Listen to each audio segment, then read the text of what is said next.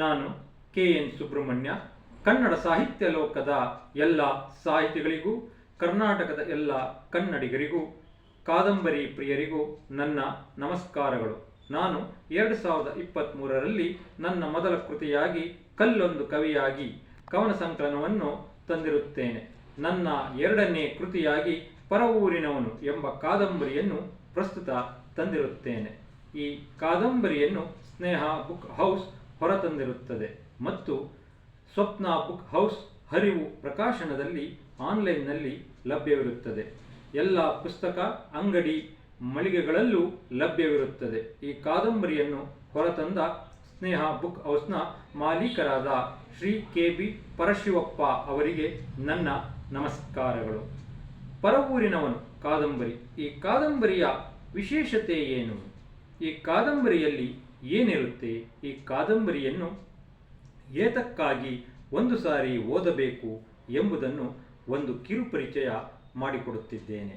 ಮನುಷ್ಯ 5,000 ವರ್ಷಗಳಿಂದ ತನ್ನ ಬದುಕನ್ನು ಕಟ್ಟಿಕೊಳ್ಳಲು ಊರನ್ನು ಬಿಟ್ಟು ಊರಿಗೆ ಅಲೆಯುತ್ತಲೇ ಇದ್ದಾನೆ.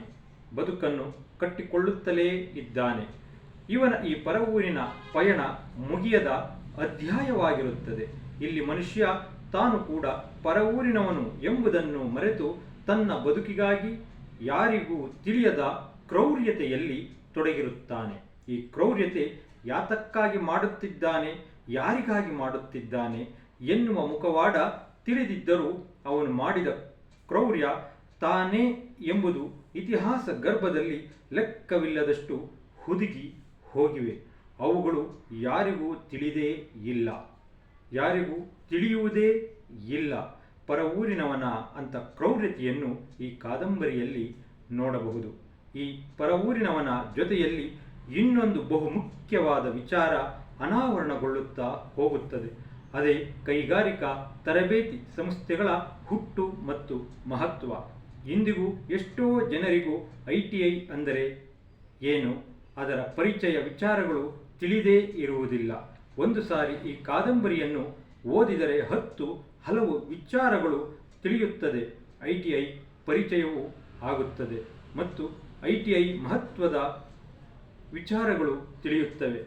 ಕಾದಂಬರಿಯನ್ನು ಓದುತ್ತಾ ಮುಖ್ಯ ಪಾತ್ರಧಾರಿ ಎದು ನಾನಲ್ಲವೇ ಎನಿಸಿದರೂ ನಿಮಗೆ ಆಶ್ಚರ್ಯವಿಲ್ಲ. ಪ್ರತಿ ಕೈಗಾರಿಕಾ ತರಬೇತಿ ಸಂಸ್ಥೆಗಳಲ್ಲಿ, ಪ್ರೌಢಶಾಲೆಗಳಲ್ಲಿ, ಕಾಲೇಜುಗಳಲ್ಲಿ ಇರಬೇಕಾದ ಒಂದು ಉತ್ತಮ ಕಾದಂಬರಿಯಾಗಿರುತ್ತದೆ. ಒಂದು ಸಾರಿ ಓದಿ ಕಾದಂಬರಿ ಕ್ಷೇತ್ರಕ್ಕೆ ಪಾದಾರ್ಪಣೆಯಾಗಿರುವ ನನಗೆ ತಮ್ಮೆಲ್ಲರ ಪ್ರೋತ್ಸಾಹ, ಸಹಕಾರ ಇರುತ್ತದೆಂದು ಭಾವಿಸುತ್ತೇನೆ. ಧನ್ಯವಾದಗಳು. ಕೆ.ಎನ್. ಸುಬ್ರಹ್ಮಣ್ಯ.